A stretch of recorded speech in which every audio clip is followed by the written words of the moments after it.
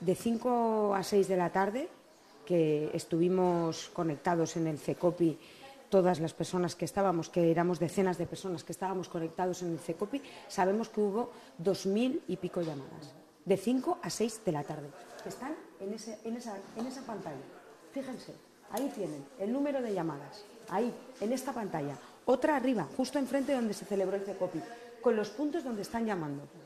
Ahí, la información estaba, la información se tenía. Hemos estado 4 meses escuchando a los responsables de la Generalitat decir que no tenían información, que si no le había dicho, que si no habían tenido los avisos de la Confederación Hidrográfica, que si no habían tenido los avisos de la AEMET, y ahora resulta que sabemos 4 meses después que tenían los avisos 5 minutales cada 5 minutos de la Confederación Hidrográfica del Júcar y del SAIG, los correos electrónicos de la Confederación Hidrográfica del Júcar, las llamadas de la EMET, los correos de la EMET, las alertas de la EMET y también las llamadas del 112.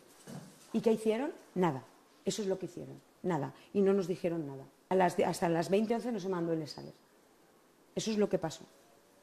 Y de 5 a 6 que estuvimos conectados y tuvieron más de 2.400 llamadas, no nos dijeron nada en el CECOPI. ¿Pero qué estafa es esta?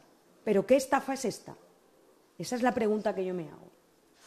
Porque donde se reúne el CECOPI, en esa sala, ¿hay una pantalla como esta o hay alguna cerca? La tenían enfrente, estaban arriba reunidos. La tenían enfrente, la tenían aquí donde más la querían. ¿Que necesitaban? ¿Que entrara alguien y les zarandeara?